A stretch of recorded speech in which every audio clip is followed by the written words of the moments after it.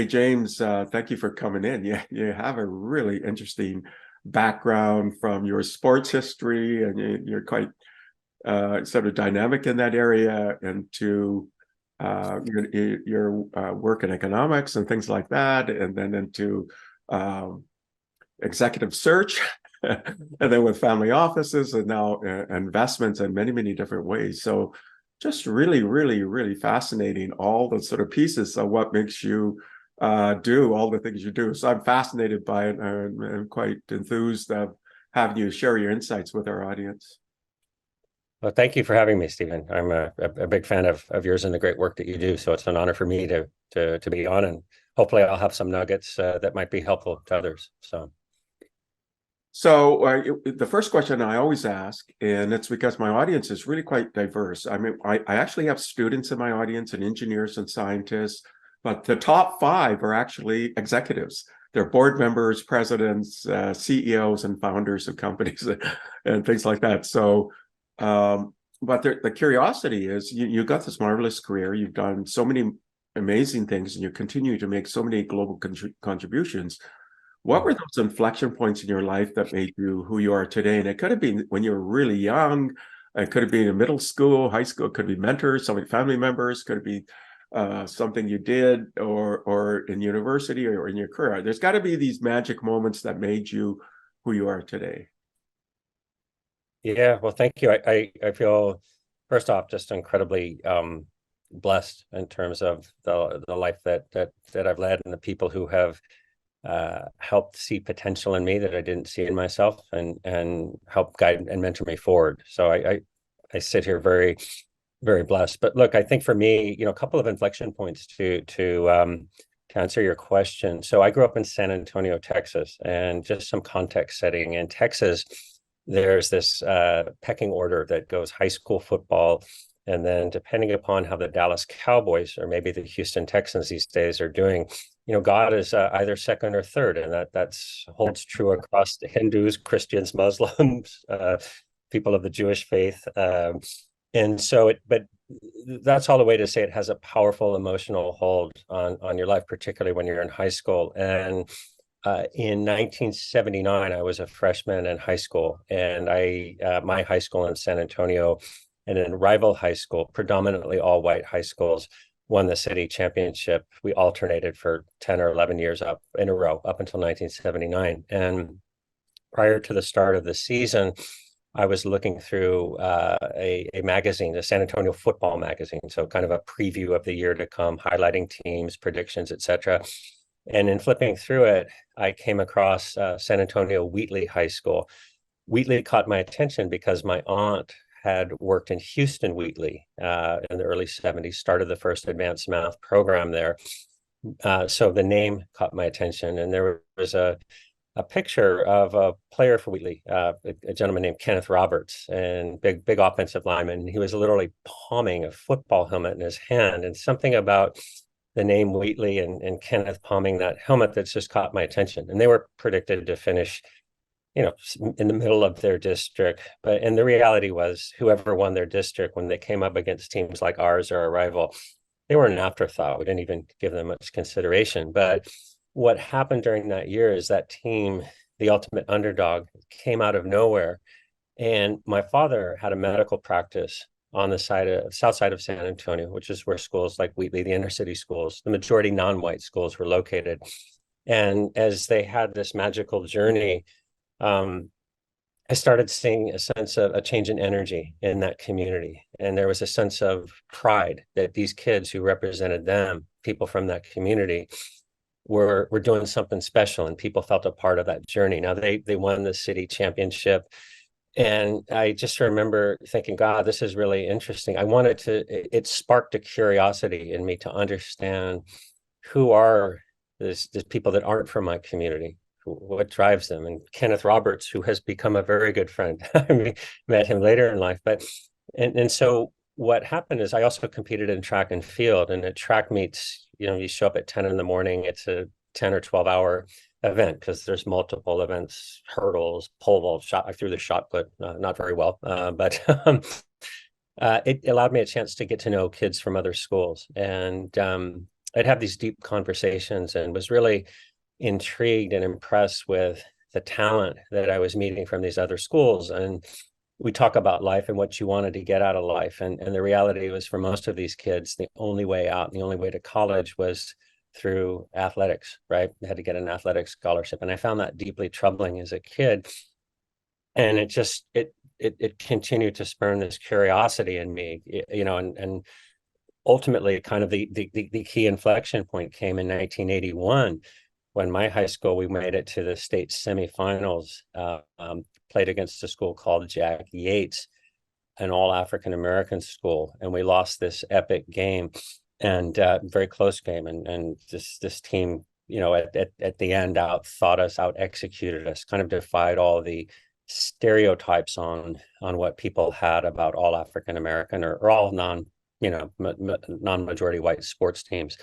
And there was just a magic about that game and that night. And I actually got to know the guys we played against. And again, something about just that night and kind of the way they broke through. It was one thing for a school like Wheatley to win a city championship, but to break through and make it to state was just such a symbolic event, and one that continues to resonate to this day. But that's when I kind of said to myself, I need to do something different. I want to make a difference in the lives of the guys I've gotten to meet, the people I've played against. And that's kind of my why, right? And I knew at a young age that creating access to opportunity for the guys that I played against was kind of my calling and mission.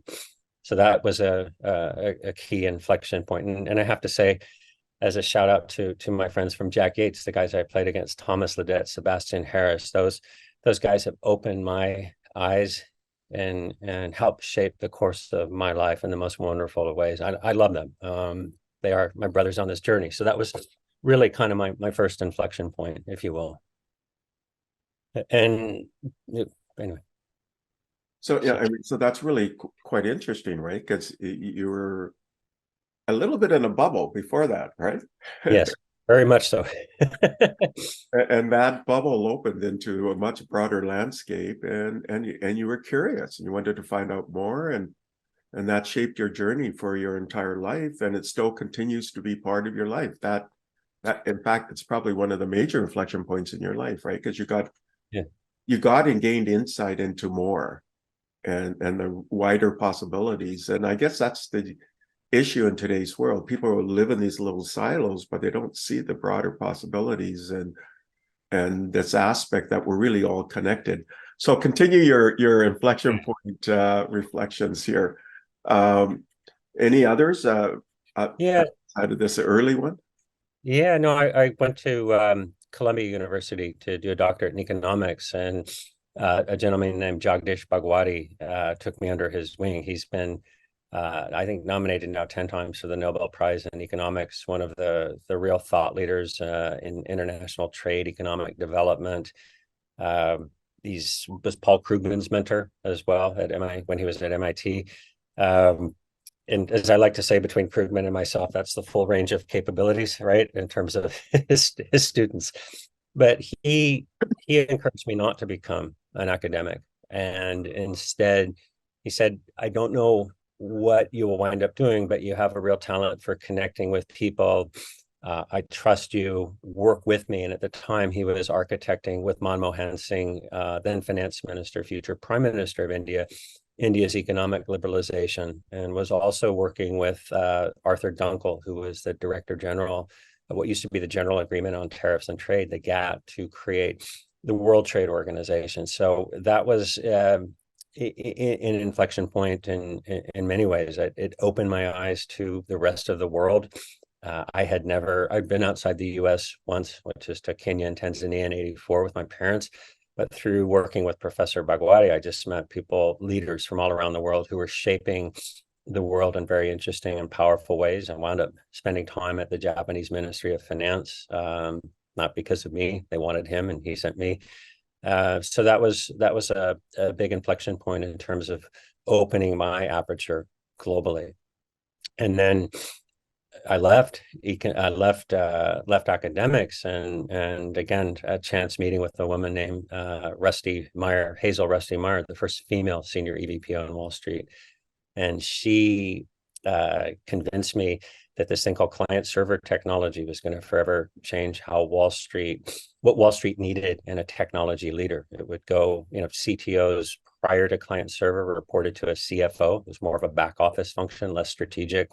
And with the advent of client server, all of a sudden CTOs were reporting to CEOs, and technology was a core driver of business in a way that it hadn't been in the past. And we started a recruiting firm to help Wall Street find senior technology talent, and had a wonderful run. Wound up selling that to Manpower Diversified Search in 2000. So meeting Rusty was an inflection point, because that was my first, in some ways, foray into business. Well, it was a great experience, and since then I've been in venture and private equity, and have had the privilege of working with some incredible people. And as you know, you're in that space. I mean, the innovation, the learning, the people that you meet through that process, and I feel like I'm a student. I'm continually learning and continuing to grow and expand.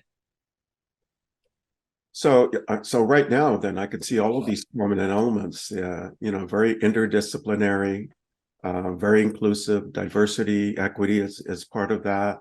Including when you played against this Jack Gates Lions, and in fact that players became friends, and it opened up really your whole mindscape of the possibilities.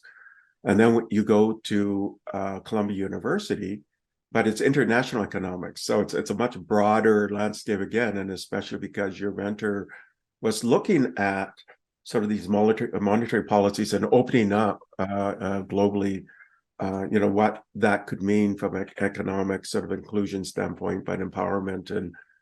And it's interesting that he recommended you don't pursue an academic career, but leverage your community mind, your interrelationship mind with your, you still are brilliant in economics and so on, and you ended up with a PhD, right?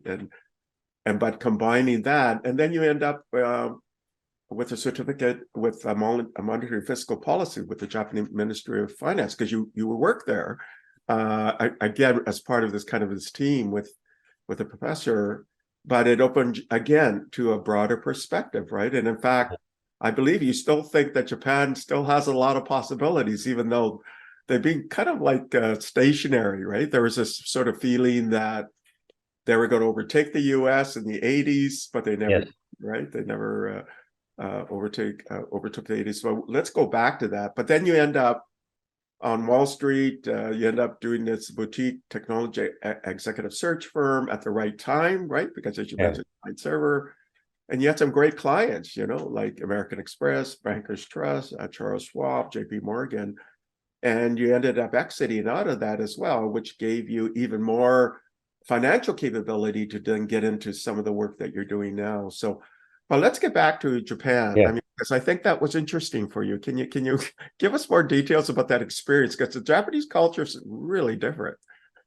It's very, very, very different. But at the time, this is 1992. So think about, if you go back in time, in particular, a lot of countries are starting to liberalize, starting to embrace more market-oriented policies and monetary policy, trade policy. And Japan, to their credit, was very strategic about building relationships with those countries. And they put together a program where they brought over mid-level, but very talented mid-level members of the ministries of finance from countries like Vietnam, Peru, Hungary. In fact, and I was part of that program. In fact, one of our participants, Csaba László, went on to become the finance minister for Hungary, right? So it was a great experience in terms of getting exposure and kind of seeing these countries open through the eyes of the people that were leading their liberalization. It was fascinating. In Japan, for some reason, I just connected with Japan. I think, the Japanese have this this notion of tatemae and hone. Hone is who you truly are. Tatemae is what you show to the rest of the world. And frequently, tatemae and hone are very different. But in Texas, where I grew up, it was kind of the same, right? The tatamae, what you showed to the rest of the world, people were always opening doors and outside, very, for the most part, very polite. Although that didn't necessarily reflect how they felt inside. So I think maybe because of that cultural similarity, I just felt I just kind of fit in with Japan. So, But you still maintain relationships, right? And do you oh still yes, speak a little bit of Japanese or? survival Japanese. And my son, in fact, is my 15-year-old son plays on the Japanese, or played on the Japanese 16U national basketball team, and has been invited to play for the 18U Japanese basketball team next year. So still very close and very connected to Japan, and very bullish on Japan, by the way. I think they've gone through a 30-year cycle trying to find themselves, but I'm cautiously optimistic there. If they can continue on the path they're on, I think Japan's going to come back in a pretty significant way. So it sounds like your son is resident in Japan. Well, here's an interesting thing. When you're within the first 6 months of your being born, if you file the appropriate paperwork, you can have effectively dual citizenship. So he has a Japanese passport and a US passport, but we live in New York, and he trains here in New York with the gauchos and this great community here. But probably I would expect 2 to 3 months in 2024 he'll be in Japan training, or abroad playing in tournaments. So it sounds like his language skills are better than yours. Yes, that's a low bar, Stephen, but still, yes, I'll give him credit. Okay, so you were co-founder of RLM Associates, this Yes, research firm. You had these great clients. We mentioned some of them, including yeah. Payne Weber and so forth, and eventually sell it. But and that gives you some financial capability, more options. So can you talk about your journey after that? Where did you? Sure. Yeah, so after that, in those days, so think back to 2000, it was very fashionable for venture firms to bring on human capital partners to manage the portfolio. If you remember, venture capital was considered a talent acquisition business. I still think to a large extent that's true. So I was interviewing with different venture firms and to become a human capital partner. And I remember, I won't name the firms, but having 3 meetings that essentially, where I'd walk into a room, there'd be a partner across the table who would give me a spreadsheet and told me how much money I could make if I worked with them. And I'd say, "My name is James. How are you?" I mean, I was just sort of, that mindset just did not connect with me. And then I met Kevin Kimberlin. Kevin, first investor in Millicom, which became Vodafone, had a family office that was investing in all kinds of interesting, effectively seed and pre-seed projects across a wide range of industries. And I remember at the time him telling me, we're losing the equivalent of a World Trade Center a day to HIV/AIDS. Kevin, have co-founded a company with the late Jonas Salk called Immune Response to develop a therapeutic vaccine for people infected with HIV/AIDS, and I need your help. And I said, I'm working with him. And I joined a firm called Spencer Trask, which was very interesting at the time. It was a family office where Kevin did the initial financing. And then as deals progressed, they would take it out to, at the time, which was the largest angel network. So think back circa 2000, he had roughly, I think, close to 5,000 angels that would co-invest. And the idea was to bring in angels that had domain expertise, that could not just write a check to provide the financial capital, but would bring the relationship capital, the access to customers, to partners, which are so critical to early stage companies, getting that kind of escape velocity and go on to the next level. So I worked with Kevin for 4 years, and that was a wonderful experience. I both wore the human capital hat across this diverse portfolio. I got to serve on boards and advisory boards, was helping launch as a founding board member and a very interesting interventional cardiology company, which was using optics to help diagnose, detect, and treat vulnerable plaque, which is the cause behind most heart attacks. So that was a wonderful run. And then venture, as you know, is great. It's about ideas and possibilities. But I wanted to be an operating company, so I wanted to have that experience as well. So I joined a family office investment platform called Kid and Company, where I've been a partner for the past 18 going on 19 years, which is focused on investing in the lower middle market of private equity. But this whole time, as I've kind of worn that, as I've not kind of, but as I've worn that traditional hat, I go back to that kid who was moved by the exposure to kids from other schools who didn't have the same set of possibilities that I had, right? And I've been focused on my own balance sheet, investing in companies led by minorities, led by people of color and women, with the intention that that could help create access to employment, access to opportunity for people from the communities that I cared about. And, when you started doing that 20, 25 years ago, everyone looked at you like you were crazy, right? They thought that, kind of like they looked at the environmentalist, right? You wear flannel shirts, you like clean air, you eat granola, right? But what that enabled me to do at that time was build relationships with asset holders and family offices who had the same conviction that I did, that, this is a great way to make an impact, also get returns, because there's this talent out there. They just need an opportunity. I believe it. They believed it. And, I got to build, I was very fortunate to build relationships with some wonderful people and what we now obviously call the family office space. And inevitably, what we saw was we'd fund a company, we'd see that operator get to a certain point where they needed to raise venture capital. And inevitably, the process of raising venture capital was 10 to 20 times harder. And you just look apples to apples and say, gosh, why is that, right? Because if you just look at the pure metrics of what the operator we've backed, what she's done versus the competitors, there's no comparison. To quote the Brits, it's like chalk and cheese. And yet the capital raising process was so hard. And that asked the question, what are the demographics of capital allocation? And you look at that and you realize that, ballpark, like 98% of the across the board, all asset classes, it's one demographic that is making these decisions on investing in companies, investing on funds. And that led to the formation of Left Tackle Capital, which was myself and a couple of other partners formed one of the first accelerators to help venture funds led by, the great hidden talent out there access capital, with a core focus on accessing capital from family offices. So we interviewed 323 funds. We selected 10 to go through a year-long program, and proud to say that 6 of those 10 got catalytic funding from family offices. 6 of those 10 are on Fund 2 right now. And as an extension, and a core part of that was we worked with family offices who were helping the managers navigate, diagnose the family office landscape, acting as guides for them to that landscape, sometimes investing in them.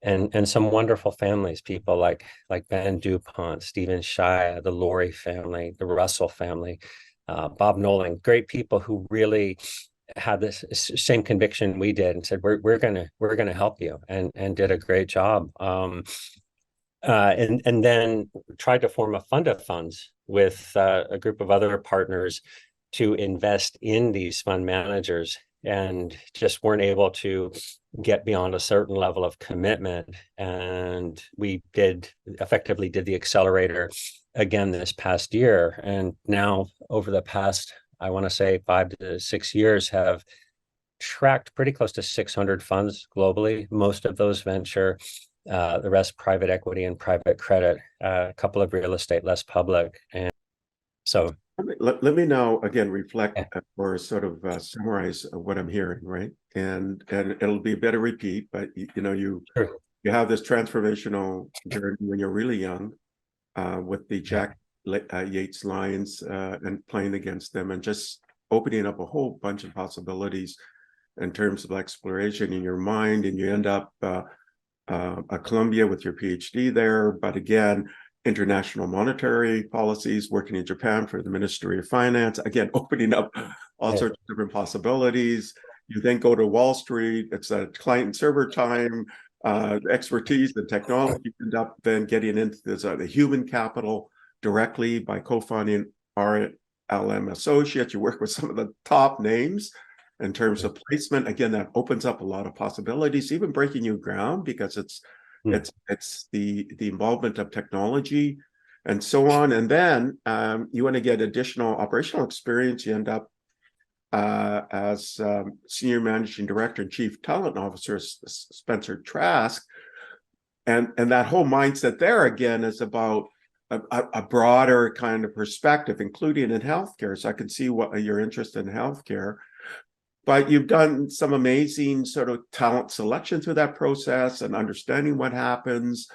You also sat on boards like Prescient Medical, Sessions EDU, Source Food Technologies, and you did some category defining companies during that time, like Next Level Communications. And then you continue on, right? You then form or you were a partner with Kidding Company, so that's part of, and you continue to be part of that group, but you also then formed or co-founded Left Tackle Capital, where you then think, you know what, there's an equity out there. There isn't diversity out there.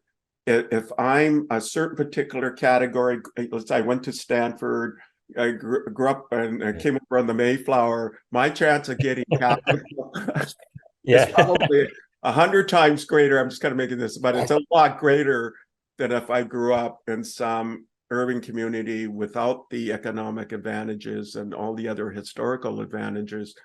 And you said, you know what, I want to address that. I want to create something that allows people from diverse backgrounds who have an incredible capability and incredible histories and a resilience and persistence and all of the kind of grit aspects that make for success. Why don't we set up a fund of funds where we fund these asset managers, right? And so you interviewed a bunch of quite hundreds of them, and now you've been following their journey, and they've had success, and you're continuing to do that. So you created with Left Tackle Capital, the first incubator for minority and family asset managers, and then you're continuing that journey. So it's really interesting, this journey that you've been on, but I can see how all of the elements when you were in high school continue in this broadening mindscape that you have here.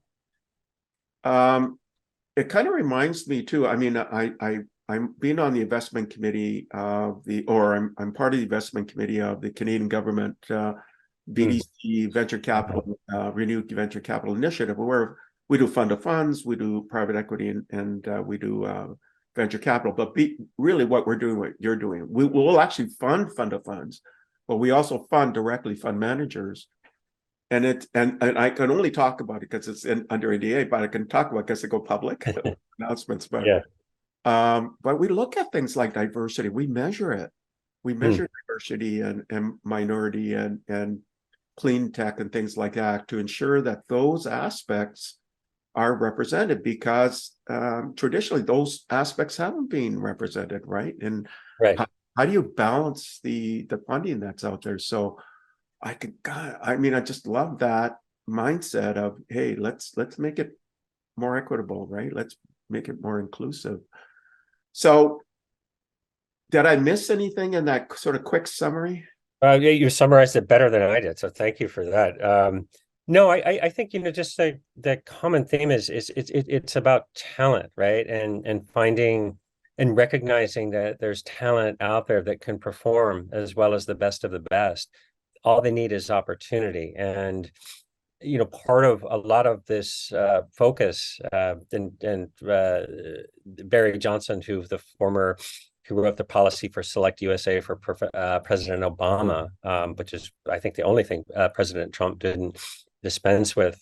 Barry and I have worked together on this, and he's a real visionary. And we've talked about mindset shift, right? And trying to get people to shift mindsets, and that's been part of this journey as well, because making things I believe in order for inclusion to to really realize it, to realize its full potential, people have to not see it as concessionary or charity. They need to see it as, this is just good business, right? And it's kind of like if I'm a team drafting a player, I can win by drafting players from schools that smaller schools, right? It doesn't have to be in Alabama or USC or Ohio State. So that's been a core part of this journey, as well as trying to shift mindsets. And I think we've done it one family office at a time. That's kind of the lane we focus on. But yeah, I would just add that. Yeah, and you've seen this in other fields, right? And every time there's this idea that it can't be diverse, and then the diversity is introduced, and it's better. Yeah. It's like it's like in the NBA now. There's Wemby out of France, right? Yeah. Yeah. And he's kind of lighting up the NBA, but that's because of this sort of diversity. Let's just think out of this pure sort of Amero-centric Mayflower kind of thinking into something that's a little bit broader, right? And I see that too in all the organizations that are part of this kind of traditional Stanford kind of thinking, or Columbia. Thinking something that's a little bit broader, and because there's so much talent out there. And reminds me that Google did a study a while back where it used to be, I'm in the tech field, where you did a preferential hire from MIT, Harvard, Stanford, Caltech, Berkeley, and so on. But then they came out with a study, and they found that after like 4 years, it didn't make any difference. They had an advantage initially, but after about 4 years, it didn't make any difference. It was then the individual and their capacity for work and resilience and exploration and curiosity and all those other things. And so in fact, most of the tech firms now have changed their hiring practice. So it's skill based. If you've got the skills, you can prove it, and you work really hard, then the whole opportunity bucket is available to you, and it's not just you grew up under certain circumstances or certain privileges and so on. So, or if you look at a lot of the big tech CEOs are actually come from India, right? So, Well, it's interesting. Paul Gumpers at Harvard has done this study on the how heterogeneity outperforms across pretty much any asset class to that point. But it's one thing to have data that's intellectual, that's got to connect, I think, with the heart, and people start to see and experience and feel that and truly internalize it. And I hope that day is coming, and hopefully the work that everyone out there is doing around this is contributing in its own way, and collectively we hit that tipping point where, kind of like what Branch Rickey did with Jackie Robinson, right? After Jackie Robinson, people said, okay, I just want to win.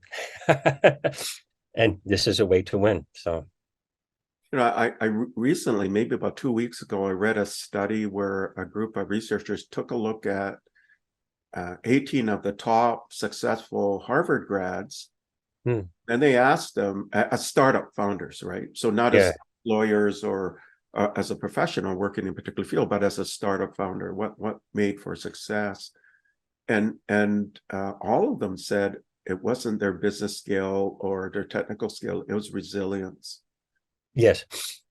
And diverse communities are constantly living in this sort of environmental resilience, right? And perseverance and hard work. So, and ultimately, if you can track for that, then that's going to make, from an investment standpoint, it's going to make a better investment, right? It's the team, it's the person. And if they're resilient, don't give up, because you have to pivot when you make investments, then you're going to end up with a greater chance of success. It's kind of like, reminds me of the OpenAI idea.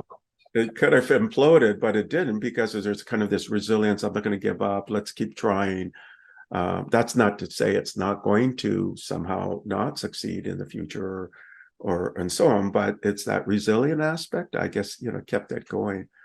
So it's remarkable then, you're set up this incubator, you invest in fund of funds, but you're definitely looking for diversity in ethnicity, gender, geographic backgrounds, and you're getting results. So you're, as you're saying, it's not concessionary, it's actually you get better results, right? So it makes sense to do this, and it's actually better for the overall community. You're also co-founder of BeDoWin360 Capital. Can you tell us more about that? Yeah, well, so Left Tackle Capital, with the accelerator, we had the success with getting the fund. We selected, we selected the right fund managers.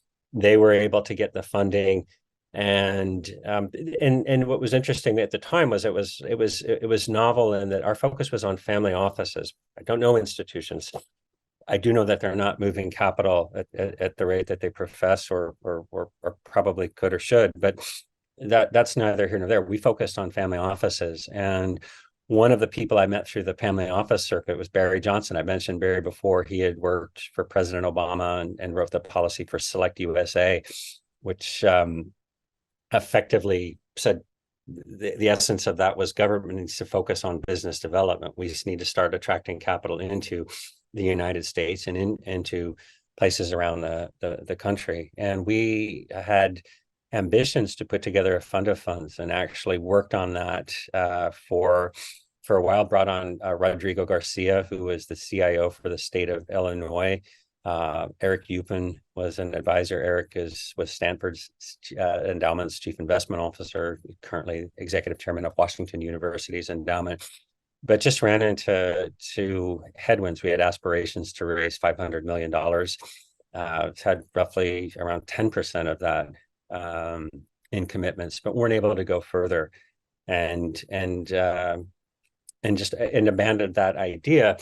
But effectively took what we did at Left Tackle Capital and repurposed that around what we call the BeDoWin Institute, the nonprofit. So the accelerator that we had at Left Tackle Capital which was a for-profit, and by the way, an experiment, right? It was we were very clear with our investors. This is an experiment. We have this belief that there's talent out there, and there's talent out there that's investable, and your bet is that we can find it and help nurture it and take it to the next level. We'll figure out the business model. But it turns out, I believe, an accelerator incubator's better done in a nonprofit than a for-profit for a whole host of reasons. So yeah, the BeDoWin360 Capital, that was the aspiration, the vision.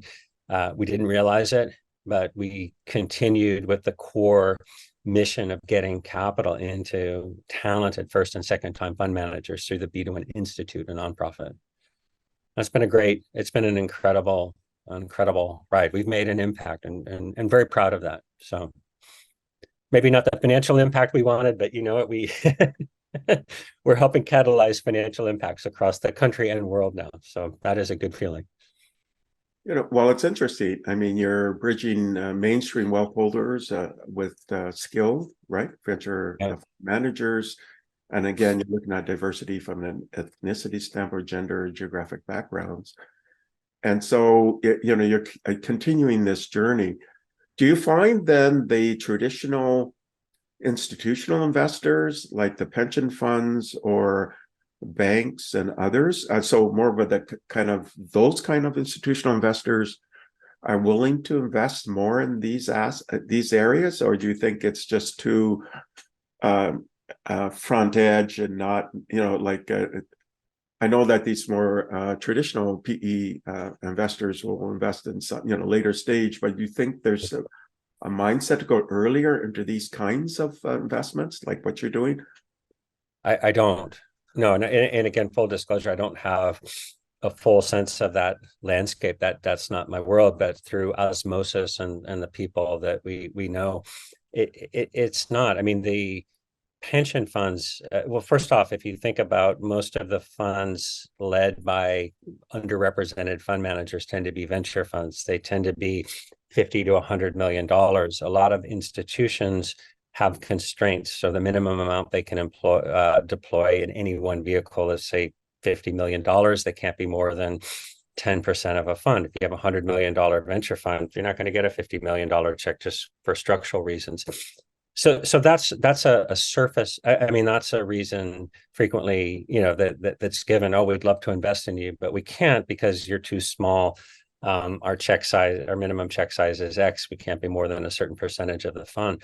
Well, what Rodrigo Garcia, who was part of BeDoWin360 Capital, what Rigo did when he was chief investment officer for the state of Illinois was he completely rewrote the playbook. He was making investments as small as $400,000 into funds. Helped launch Samira Hernandez with Chingona Ventures, right, with that CGP capital check. So I think it comes down to like a mindset and will. I mean, Rigo did that, and I think that playbook that he did, which was to get more capital into first and second time fund managers, is being replicated, as I understand it, across 15 or so states. So hopefully, and all these things take time with pensions in particular.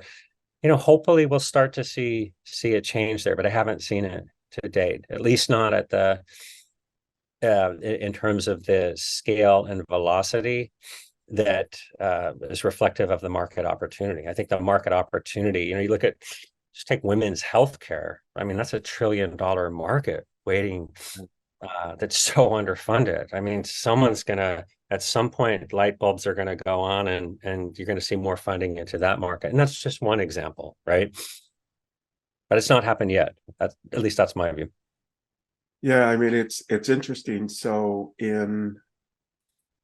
at least in some of the funding I'm doing, at least at the government level I'm involved with, I'm now seeing really the old school starting to move in this direction. And the Canadian government definitely have. In fact, we're the largest investment group in the country, and Canada's ranked in the top 5 in venture capital investments in the 38 countries of the OECD. And rather than I don't represent the government, I just happen to have sat on some investment selection committees and so on, but and only could talk about it just because they've gone public with some of this information. So I encourage the audience to go public, because I'm now going from memory, but so we are the biggest investor, direct investor. We are the biggest investor into the whole investment community, whether it's a fund of funds or private equity or venture capital and fund managers, but we definitely want diversity. I mean, it's in there, right? So we measure it, we factor it. In fact, we have specific deployments, one called Inclusive Growth Stream, which takes into account, we actually weight heavier, and that's to get more diversity and so on. So and it's part of the BDC Capital or BDC Business Development Corporation Canada program, but we're a model for other countries, right? And I know that the Western countries anyways, they work together in some ways. So and our investment thesis is online. The things that we measure, even the percentages that we give for what we're looking for, we're transparent, and it's an open process for people to apply, right? So, for example, if BeDoWin360 had a Canadian operation, you could apply. Yeah. Right. So, yeah. Well, maybe we should have launched in Canada. So keep that in mind. If you have a Canadian operation and you are and will invest some of that in the Canadian ecosystem, then you can apply, and it's an interesting process. But you're definitely like the North Star, right? Because to me, I think this is where things are heading. I believe that even in the Gulf states, that there will be some more allocation in this area. That's a broader and not so sort of kind of old school PE thinking, but more early and diversity. So what are your feelings about that? Do you think it's going to move in this direction? I guess I'm giving a lot of my own opinion, but what are your feelings, or it's not going to happen? No, I'm an optimist by nature, so I do believe it. I do believe it will happen, simply because of the fact that I believe that, and I've seen it in sport. We've seen it in sports, right? We've seen it also in a lot of the adoption of some of the like electric vehicles, some of the clean tech solutions here. It's because it makes a difference in the pocketbook. In other words, it's good business, right? And I do believe that the talent is out there. It just needs a chance to shine. It's starting to shine. We're starting to see, in the field I'm involved with, women's healthcare, we're starting to see these unicorns happen. So eventually, you have enough success points. The optimist in me says capital is going to flow there because that's where they make money. You know, I look at, I go back to just a quick story for you, sports story. So Alabama, right? Not necessarily the place that you think about being inclusive and diverse. Bear Bryant was the coach of Alabama football, and they were segregated. He called his friend John Robinson at USC in 1973 and said, and John Robinson had an integrated team, had I believe a Samoan American quarterback. He said, please come play us in Alabama. And that integrated team beat mighty Alabama, beat the hell out of them. And guess what? All of a sudden, they desegregated sports. Fans wanted to win, right? So you've seen it in these places of deep resistance, again, in other fields. And all of a sudden, the light bulb goes off. This is about winning. I want to be on the winning side. I want to make money. This is good business. So the optimist in me says that the tipping point is coming. I hope it comes soon. But I do believe it'll happen. So let's get into some other aspects that you're involved with. It's interesting. I mean, I do keynotes and because I'm like a foresight, so I do private and public keynotes. I just did one, and I predict that the overall healthcare market's about 16 to 18 trillion by 2025. So it's a huge opportunity, right? Yes. Well, it's interesting too, is you have diseases like Alzheimer's, right? Where 60% of the patients are women, 80% of the autoimmune patients are women. So if you think about women's healthcare, investing in understanding that those diseases, maybe it's different metabolic pathways that are unique to women, but the addressing women's healthcare, it will have broader externalities for men's healthcare as well, for the whole population, right? And in addition to, obviously women living longer, healthier lives, we know those externalities in terms of what that means for families and communities. But I also think a lot of the funding will have spillovers to the broader healthcare market, and that's exciting. Really fascinating. I just want to mine some additional aspects in this interview. Sure. You're a founding advisor and board member of these impact organizations like Maverick Collective, Young Audience Charter School New Orleans. Can you talk more about that work? Sure. It's interesting. Yeah, well, I talk about young audiences. So Young Audiences uses arts and education to inspire a lifelong love of learning in kids. We focus on the K through 12 space, and it's not arts for art's sake, but using again arts to unlock a lifelong love of learning. And it's just a terrific organization. And I've been on the board since 2009. Was a founding board member of the charter school in New Orleans, which was deeply meaningful. I grew up in San Antonio, but I was born in New Orleans, have a lot of relatives in New Orleans. And I'll tell you a story. The charter school we launched in New Orleans is in Gretna, which is in, working class community, I think firemen, policemen. And the first time I went to the school, I was supposed to have a meeting, I think at 8:00, but being geographically challenged, I always leave a couple of hours early to make sure that I get there on time. I wound up getting there around 6:30 in the morning, and I saw these people walking out. This is in July in New Orleans, so it's I think hot, humid. And I saw these people walking out of the school covered in sweat and soot. And I said, "What are you doing here? Wait, what's going on?" And they said, "Our kids are going to go to school here. We're getting it ready for the fall." And it was the first arts and education. It is the first, and I think still to this day, the only arts and education charter school in the US. So yeah, it's a great organization that's impacting, 4 to 6 million kids a year. So very, very proud to be a part of that.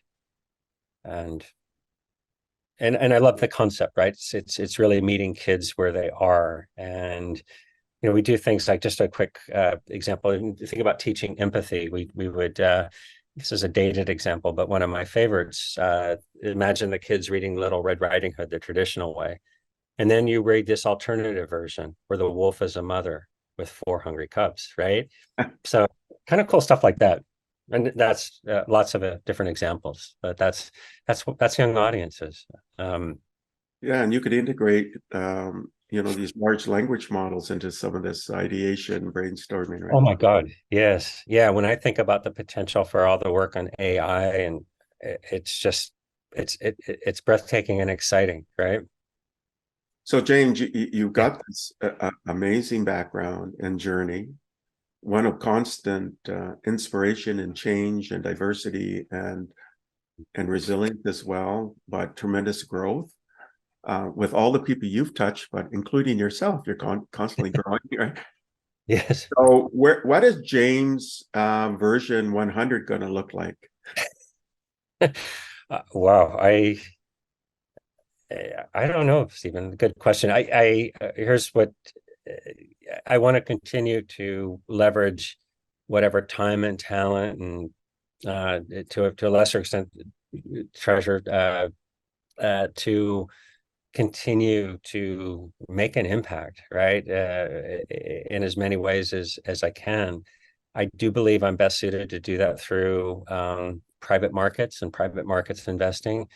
And I think the next version of myself, and part of what I'm thinking through now is how do I do this on a broader global scale? Because I think that I love the learning, and my instinct is there's all kinds of solutions and collaborations out there that I'd love to find and discover and help connect for greater good. So I'm thinking through what that looks like, but I know that'll be a part of it. I see. So what I'm hearing is you've had this amazing journey and you want to continue to scale this in every possible way that you can think of, right? Yes. And yeah, I've had a blessed journey. So, and I've worked with great people. So that's, as we know, right, that makes it all the more richer and rewarding. Yeah, and it's a trusted network, right? Trust is so important and good friends. And as you mentioned, you still have friends with that 1981 Houston Jack Yates Lions group, right? Yeah, I I so cherish my time spending time with them. They forever shaped the course of my life, and hopefully to some extent I've had a positive impact on their life. But I do enjoy getting together with them.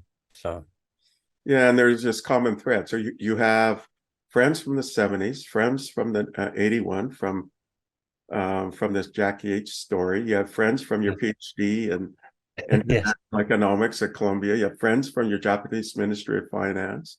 yeah, You have friends from your RLM associates and all the work you did there. And then, of course, from Spencer Trask and the Peel Capital Group, and of course, Kidd and Company, Left Tackle Capital. And then, of course, you have your friends with Maverick Collective Young Audiences, the Charter School, and there's so much more. I mean, we could have delved into all the associated companies and things like that. Or you just before we came on, you mentioned Audria. oh my God, yeah, the Vine. I'm the most, to me, extraordinary community of family offices, Yeah. impact related people, governments. I mean, what Audrey has built is incredible, and she's. Yeah, I always tell people, describe Audrey. I said she's like an angel that God sent down to save us from ourselves. I mean, I think the curating and connecting she's doing is having great impact, and she's special, and that community is special. That's how I met you. So I'm really blessed and grateful for it. And I forgot to mention BeDoWin Capital, and of course your Yeah. BeDoWin Institute as well, right? So, Yes. Yes. so James, I just fascinated with what you're doing. I very much respect and admire what you're doing, Thank you. and I'm a big believer in trying to support everything that you're doing, because I just think it's marvelous work. It's going to make a better world, but for all. So not just for humanity, but for all, the bigger bucket, and for all Earth ecosystems. So thank you again for coming in. Oh, I should Yeah. mention, what's your recommendation for the audience? I have one more question. So thank you for coming in, but what's your last recommendation for your audience? What do you want to leave them with? I- I'm an optimist, right? So I would say have um, have faith that the world's going to work itself through these troubled times. And I believe that's a sentiment that you share. I think you have a time frame in mind. I don't know if I have a time frame, but I'm optimistic that as dark as things may seem and are now, we will work through it. So that's what I'd leave. Yeah, this idea of Angela Duckworth and grit, right? So and Yes. combined with optimism and hard work and perseverance and resilience and so on. So James, again, thank you for coming in, and just a marvelous insight you give to the audience. You're very inspiring, and you're going to inspire the audience to do more. So thank you again for sharing so much with us. Well, thank you for everything you do, Stephen. Appreciate it, and an honor to be on the program with you. Thank you. Thank you for listening to the Brand Called You videocast and podcast, a platform that brings you knowledge, experience, and wisdom of hundreds of successful individuals from around the world. Do visit our website www.tbcy.in to watch and listen to the stories of many more individuals. You can also follow us on YouTube, Facebook, Instagram, and Twitter. Just search for the Brand Called You.